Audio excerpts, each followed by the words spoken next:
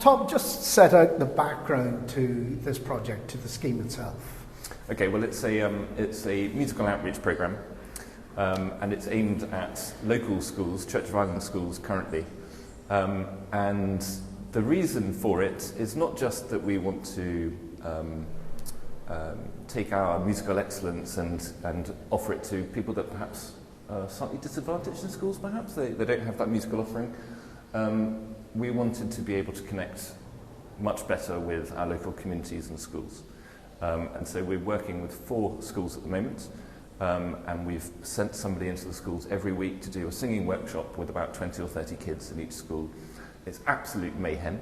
The kids love it. It's not about the quality of singing, it's the fact that they are singing, they're making a noise and they're able to express themselves through music. It's absolutely wonderful to see.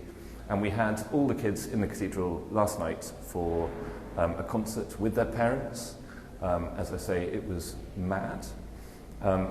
By the end, we had all the kids singing, the Cathedral choir singing, we had the parents singing. They were singing My Bonnie Lies Over the Ocean, and they were clapping whenever there was a B, My Bonnie, and they were going up and down whenever there was an O in the word. So you can imagine this place was an absolute hoot last night. And it's that idea of, we take all our services and things really seriously, and the music is of such high quality, but we can also just be really relaxed and informal and welcome people in that way as well, rather than... So the kids thoroughly enjoyed the experience. What was the reaction initially from their teachers, indeed their parents? I think nobody had a clue what we were offering. I mean, we kept it very simple. We're going to come in and we're going to teach your kids how to sing. They didn't know what they were going to get, though. They didn't know what to expect. And I think the parents probably didn't have very much of a clue what was going on, even if it was happening.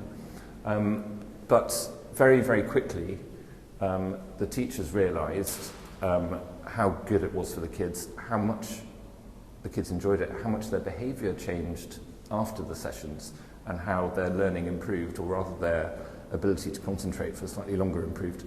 And I think the event last night will have shown those teachers and potential other schools, because they were invited as well, and the parents, that actually you can progress really quite quickly with singing, and it makes everything positive. Singing is a wonderfully positive experience. So very real and very tangible benefits for the children.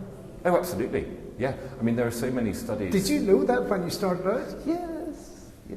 Okay, tell me more. Well, there have been so many studies about what singing can do for you, whether it's physical, because actually it's a very physical thing to sing, but also mentally as well, your outlook in life, positivity, and also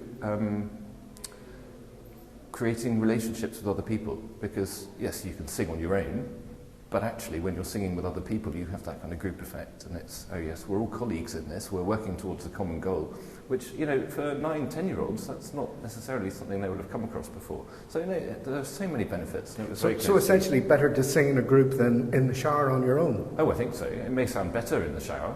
It would sound lovely in here if I was singing on my own. But no, singing with other people, it's singing on your own can be quite a tricky thing. You're very self-conscious, you're listening to yourself. But when you're with other people, as I say, it's a group thing. It's not just about you. It's not about you. It's about the whole group of people coming together and the sound that you make as one, but as many. We've looked at the reaction from the teachers and from the parents. What was the reaction of Christ Church Cathedral? Well, I can speak personally as a member of staff. It has been a total game changer for us. To see all those children in here being able to express themselves, seeing their parents, their utter delight in what their children were doing, and also them being in a place that they perhaps had never been before. And we're talking about local schools. The furthest one away is about 3 kilometres. So they are very local to us, but they just have never set foot in the building, which is extraordinary for somewhere as beautiful as this. And it really is a landmark, but people just don't seem to see it as perhaps their own cathedral and want to pop in. So it's been wonderful. And actually, one of the main aims was to get better recruitment for our girls' choir, and that's already started to happen. So we're delighted with that. And I think many of the schools that we've worked with actually want to carry on with the project, which is a huge bonus for us, because when we set out to do this, we didn't know, whether it was going to take off or whatever, but it seems to have worked really well. So you'll be doing it again next year? Yeah, in fact we hope to do more, but that requires funding, and that may not be in place yet. What would you like to do? What's your wish list? I would love to work with as many children as possible, not just Church of Ireland schools. I would like to continue working with some, say, partnership schools that really, really seem to enjoy it and get something out of it, and create a long-term relationship with them and other schools. But ultimately, my main aim is to get people into the building. And if we can do that through music, then happy days. But you're cutting right across this religious divide that exists. You're bringing people in of faith, of no faith as well. Do you see that as an essential part of the work of the church? I think so, yes. Perhaps not as director of music. That wouldn't be in my job description. But I firmly believe that cathedrals and churches have a responsibility to people, whether they be with faith or not. We can be a cultural hub, we can be a community centre, we can offer space for people that need it, we can offer help for people that need it. So I think that the church should be arms wide open to all people, any people, whether they be Christian, without faith, whatever. Is it exaggerating to say that this is giving Christ Church Cathedral a new purpose, a new lease of life? I think so. We've been thinking a lot over the last couple of years about what our mission is.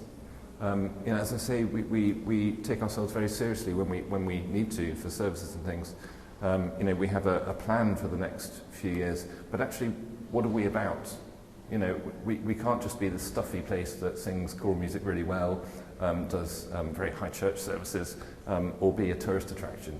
Actually, we need to have some kind of meaning, and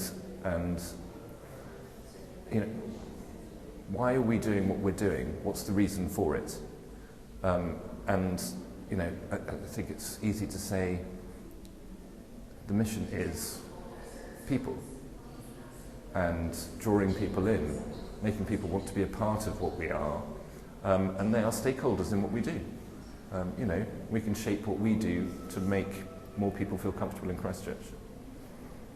Tom, it's been a pleasure. Thank you. Thank you very much.